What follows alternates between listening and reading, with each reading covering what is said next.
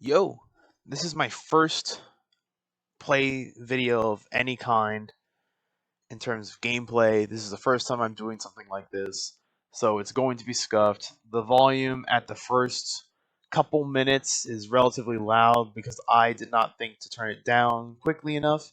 That is no longer the case in the next few parts, and I hope you enjoy. Thank you.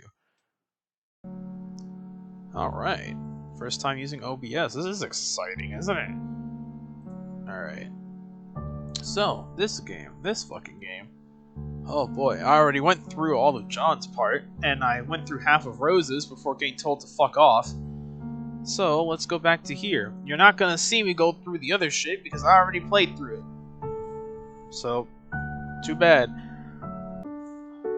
Alright, so apparently we stayed put last time, like we were fucking told, and we got our asses handed to us by telling us to fuck off after we were subjected to Rose's fucking wizard fix.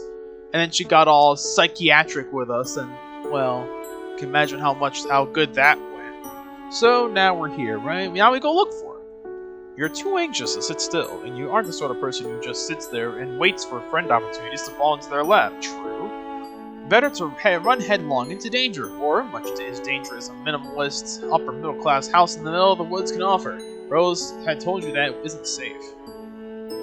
You creep out into the hallway, where a bunch of things happen more or less simultaneously, a deluge of quick-time events that you had no idea were coming. Lightning flashes in a perfect jagged line across the tall window at the end of the hall, followed immediately by a crash of thunder so loud you think the house might be falling down. Abruptly, all the lights go out. Ugh! Flash of lightning, and for the vestigious moment, you see a long, thin figure superimposed against the window. You freak the fuck out, jumping about a foot in the air and yowl like a cat. A small hand lands on your shoulder and you jump again. Calm down, it's just me. Rose speaks in a normal tone of voice and it's jarring. The house is echoing and cavernous, and there's just something about a dark house on a stormy evening that makes you want to whip and whisper. I told you to stay put for a reason. It's too early for my mother to be sauced enough not to notice random strangers in her house, and I don't want to go through the tedious process of explaining who you are. You had a perfectly understandable reason for why you left, and that reason is to live on me. Cold? You mean you were cold? Well, you are soaking wet. Follow me. She grabs you by the wrist and tows you down the hall. You wonder if you should warn her about the strange wraith? Yes, wraith. Wraith-like creature you saw by the window, but you don't want to freak her out. Although her mom might be at risk too. Whatever, moms are tough, she'll be fine. This probably isn't the first time she's gone toe-to-toe with a weird Slenderman. This house looks haunted as shit. Rose brings you to a dark laundry room, then motions you to take off your hoodie, which you do, gladly, because it's soaking wet. That's interesting. The design on the front, does it mean anything? Oh yeah, it's kinda cool. A blue line that zigzags, one end like lightning. Look at you, makes you feel unsettled. You realize Rose is just still waiting for a response, so you just hand her the hoodie and tell her, no, you're pretty sure it's just an abstract sign. Then you stand there while she tosses the sweatshirt in the dryer, feeling like an alarming current of memory in your blood.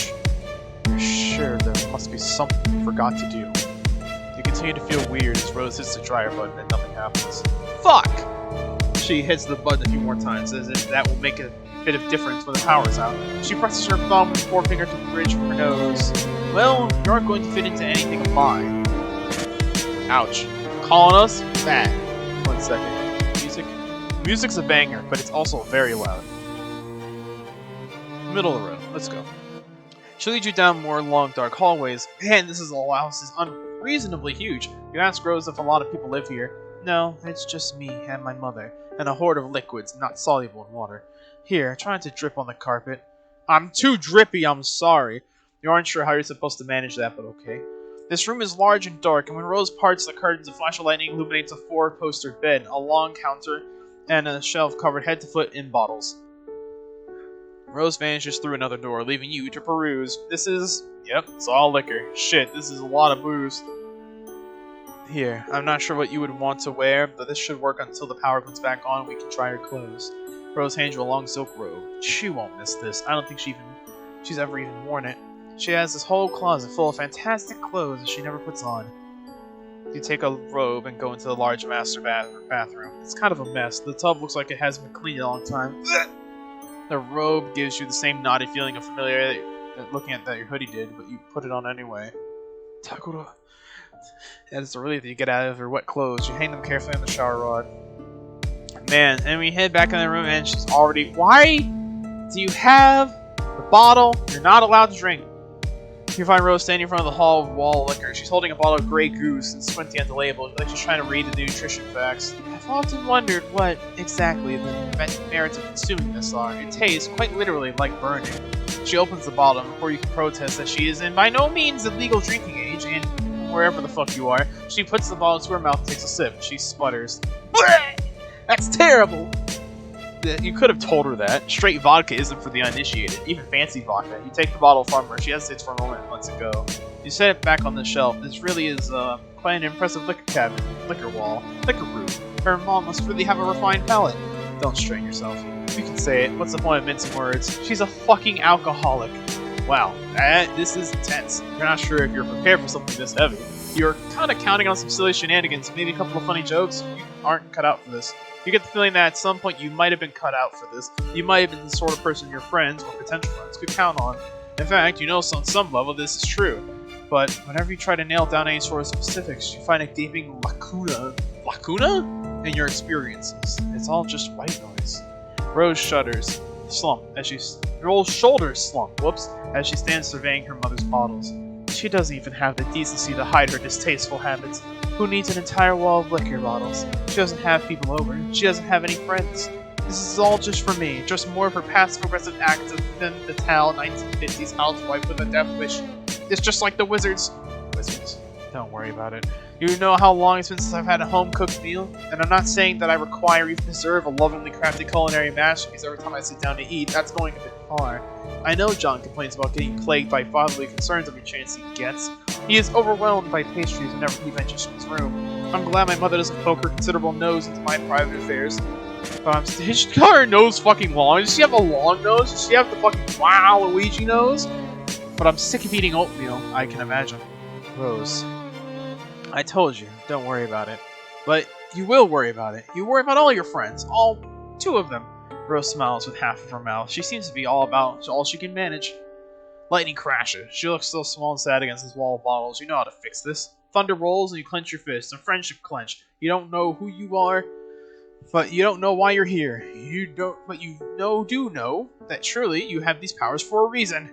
And what better reason than helping a poor young girl with a troubled home life? Rolling up your floppy sleeves, you get to work. What are you doing?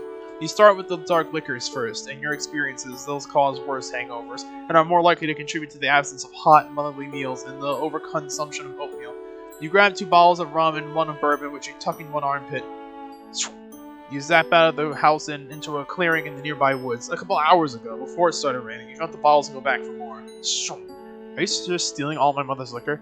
Is this your solution to her alcoholism? Don't worry, Rose can thank you later. Don't worry, you can thank me later. 0, 0, 0. Rose consistently like, what the fuck? You go for the tequila next, then the vodka. Then you get sick of this organized approach and start grabbing whoever the fuck and dumping it in the past. 0, 0. Rose watched you do this for a while, and then she hops up on the counter, crosses her legs, and starts texting. Wow, she really is so intent on conversing that she's really so intent on her conversation that she isn't even noticing you fixing her domestic situation. She keeps giving you little fleeting looks, and you're pretty sure she must be talking about you. You should just let her talk. This isn't right to try to invade your friend's privacy. You attempt to resist the temptation, which you fail at immediately. Not even an overused meme can save you. You zap behind her onto the counter where you can spy on her private correspondence. I don't know anything about them. Sorry. It was me trying to take advantage of your uncanny ability to make guesses verging on prognostication. I'm recently considering a reevaluation on magic. You don't know who this person is. Maybe you should just... You go back in time a couple minutes when Rose started her conversation. You're past up busily zapping back and forth carrying liquor bottles. You hunker down so you don't see yourself because paradoxes or whatever the fuck. Tentacle therapist began pestering Garden Gnostic. Out of a morbid curiosity to shine a light on my future, I come with a metaphorical hat in hand to ask you to consult your dream clouds.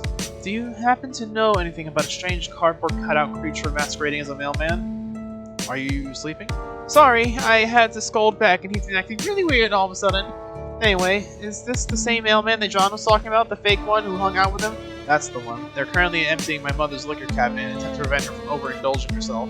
Oh, are they drinking it? No, they're just dropping into the woods with their magic powers. Oh, Huh.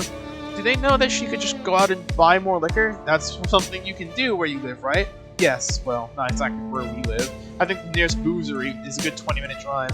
I'm not actually entirely sure where my mother got it all. We don't own a car, as far as I know. Sometimes it's just like she has the ability to just make things appear. I don't know anything about them, sorry. That is because your mother is a void player who has the ability to make something out of nothing. And here was me trying to take advantage of your uncanny ability to make guesses verging on prognostication, as I am recently considering your evaluation on magic. I'm still pretty sure magic is fake, at least the kind of magic you're talking about. There's probably some real magic out there somewhere. Yes, for instance, so that you spy on your hostess' private correspondence while you're stealing her mother's liberations. Ugh! You freeze. With a contrite zap, you reappear in front of Rose. She sets her phone down and props her chin up on a delicate fist. Sorry, you honestly don't know what got into you. You just couldn't resist using your powers for evil. Haven't you heard of what great power comes great responsibility? I am indeed a fan of Spider-Man.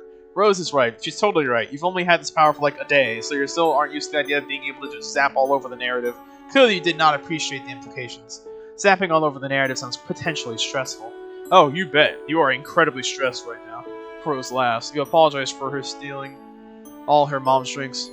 You apologize to her for stealing all her mom's drinks. That was kind of overzealous of you. No, actually, I thought it was hilarious. I never really been one for pranks. That's always fallen more in John's wheelhouse, but there's nothing wrong in occasionally stepping outside of one's comfort zone. Let's do the vodka next. The two of you work together, getting the place cleared out pretty quick. You zap Rose along with you to the bright clearing in the field for a moment and just stands in the sunbeam, blinking up at the cloud in the sky. Her expression says she still might not be totally convinced any of this is happening. When all of the liquor has been transferred from the bedroom to the woods, and the big glittering dragon's hoard of booze, you and Rose fall down next to it in a messy heap. Well, you fall into a messy heap. Rose loads herself daintily, sitting more on her knees and her butt, probably to keep her skirt from getting dirty. You get the idea that even though she lives in the middle of nowhere, she doesn't spend a lot of time outside. You tell her again that you're sorry you spied on her correspondence with her green friend Gigi. You also hope she isn't going to get in trouble with her mom. I'm not unduly concerned. I'll tell her where it all is in a couple days, although by that time I'm sure at least a good third of it will be water damage. I'm sure this will have fantastic implications for our relationship, and not at all exaggerate the emotional problems underlying her addiction. You laugh awkwardly. Well, now you just kind of feel like an asshole. Rose lies back on the grass and raises a hand to trace the curves of a fluffy white cloud. She closes her eyes. Perhaps it's just projection on my part, or wishful thinking. But ever since I met you, I feel like something has changed. Or rather, something has failed to change, if that makes any sense. It's probably nothing. Her eyes flitter back open, endlessly purple, fixed on the sky like she can see something beyond it, and once again you feel that there's something really crucial that you forgot. But at least you've made a new friend, and even if you don't think Rose's brand would ever allow her to call you as such, you're lying in such a sunny clearing next to a pile of alcohol, and honestly, it doesn't get much friendlier than that. Victory! Let's go. Yeah, because now that we do certain things within the plot, we make it so that they never ever have to do Spurb, or they never end up doing it. Since it seems like, although it would have ended up happening regardless, but if you cut it out at any point whatsoever, the loop disintegrates. There is no loop. They never do Spurb, so therefore the meteors never come, and they're forced to do Spurb, you know? It's like that. So then, once you go through everyone, but then what would happen with, like, Dirk and Roxy and Jane and Jake?